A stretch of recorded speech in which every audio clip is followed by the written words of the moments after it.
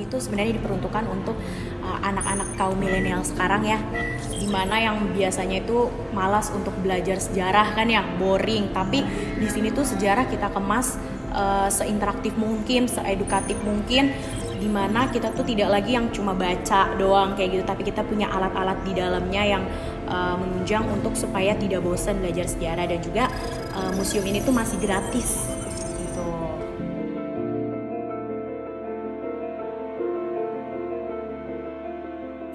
Gedung Juang sendiri itu direvitalisasi sejak tahun 2020 menjadi gedung museum digital dan dibuka untuk umum untuk para pengunjung di bulan Maret tahun 2021 sampai tahun 2023 ini bulan Oktober ini para pengunjung masih dikenakan gratis untuk biaya masuknya. Museum Bekasi Gedung Juang 45 merupakan museum pertama di wilayah Bekasi dan sekaligus merupakan museum berbasis digital pertama di wilayah Jabodetabek. Museum Bekasi Gedung Juang dipilih menjadi museum satu-satunya di wilayah Bekasi karena akses strategis. Yang pertama itu Museum Bekasi dekat dengan Stasiun Tambun dan yang kedua dekat juga dengan akses pintu tol Tambun.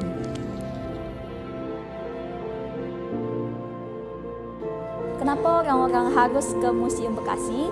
Karena di Museum Bekasi menyajikan histori atau sejarah tentang Bekasi yang tidak ada di museum lain. Selain itu tidak ada juga di buku-buku sejarah manapun. Selain itu di dalam Museum Bekasi ada yang namanya sejarah tentang peradaban Buni atau kebudayaan Buni yang banyak belum diketahui oleh warga Bekasi.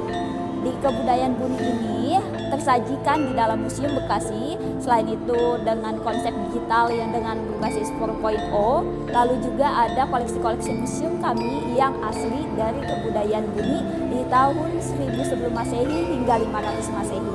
Selain itu, nggak hanya ada peradaban atau kebudayaan Buni, di Museum Bekasi juga tersajikan sejarah-sejarah yang namanya itu penjajahan Belanda, Jepang yang ada di wilayah Bekasi. Jadi yang disajikan Museum Bekasi itu hanyalah sejarah-sejarah yang benar-benar terjadi di Bekasi, bukan sejarah yang pada umumnya yang telah teman-teman nikmati di dalam buku-buku sejarah.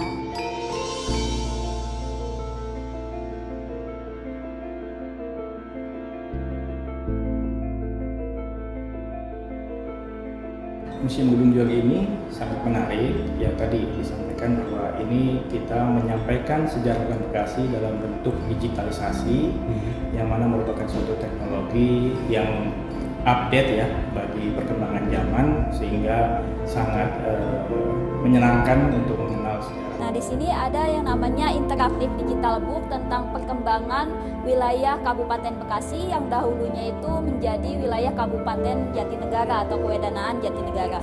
Di sini kita bisa sentuh atau touchscreen, bisa melihat awalnya ini adalah peta Kabupaten Bekasi sebelum ada perkembangan wilayah atau pemecahan wilayah dari Kabupaten Bekasi, terus daerah Karawang dan daerah Kota Bekasi.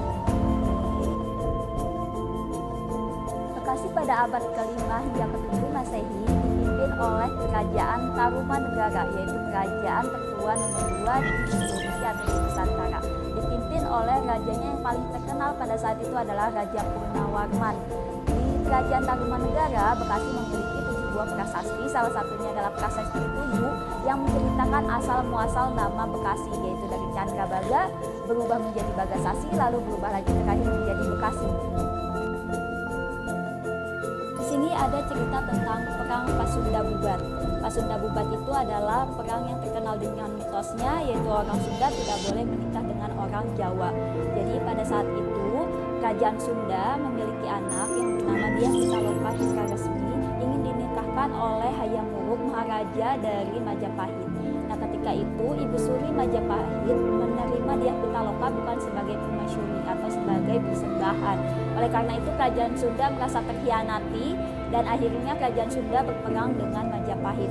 Karena saat itu Kerajaan Sunda tidak membawa pasukan perang, akhirnya mereka banyak yang gugur. Nah, setelah itu Dyah Pitaloka daripada menyerahkan dirinya sebagai persembahan, Dyah Pitaloka memutuskan untuk bunuh diri. Sebelum bunuh diri, Dyah Pitaloka konon menyebutkan sebuah sumpah, yaitu Esti Larangan Tikaluaran, yang artinya sebenarnya orang Sunda tidak akan menikah dengan orang-orang di luar Sunda, terutama orang Jawa.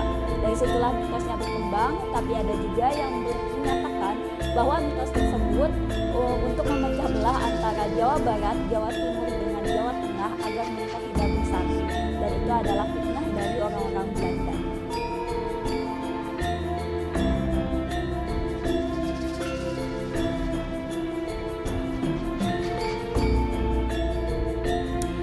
Dikarenakan dulu sempat terbengkalai Gedung Juang ini, jadi kelelawar itu suka banget sama gedung tidak berpenghuni. Jadi di lantai 2 khususnya itu banyak sekali kelelawar atau puluhan kelelawar di sini. Makanya warga Tambun kenalnya gedung ini sebagai gedung kelelawar karena banyak kelelawarnya. Kenapa namanya Gedung Juang? Jadi dulu tuh di sini tuh sebagai pusatnya perlawanan rakyat Bekasi. Jadi kayak titik tumpunya pada waktu masa revolusi kemerdekaan kayak gitu. Makanya namanya jadi tempat ini tuh digunakan sebagai rakyat Bekasi itu untuk titik tumpu lah istilahnya, pusatnya untuk melawan penjajahan Jepang. Kakak baru pertama kali ke museum ini atau udah pernah sebelumnya? Baru pertama kali, Kenapa bisa tertarik datang ke museum ini? karena hari ini lagi free juga, terdekat dari rumah, belum pernah eksplor sama sekali. Apa kesan atau perasaan yang kakak rasakan waktu berada di museum ini? Pertama kali aku datang ngelihat, oh ternyata luas banget, bersih juga, dingin, rapi, dan lengkap juga gitu. Setelah kakak berkunjung ke museum ini, apa yang dapat dipelajari? Ternyata informasi-informasi masa prasejarah Bekasi dan Kerawang dan sekitarnya itu ternyata lengkap banget, fasilitasnya juga oke, memadai, keren sih. Menurut kakak, masih penting nggak sih melestarikan tempat bersejarah atau cerita masa lalu seperti ini? Penting banget pastinya.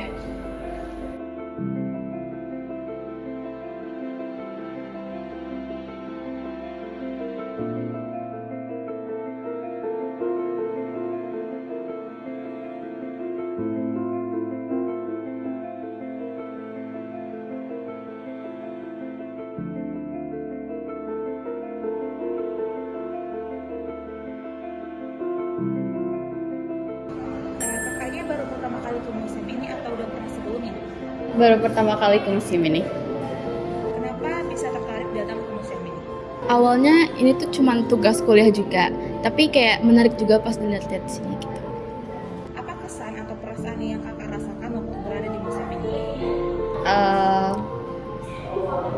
Wow sih, gara-gara lebih tahu tentang sejarah Bekasi.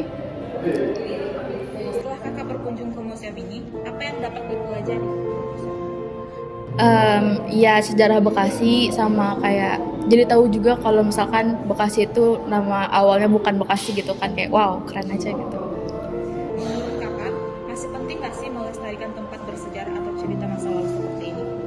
Penting biar untuk kedepannya orang-orang masih bisa tahu sejarah-sejarah yang lama.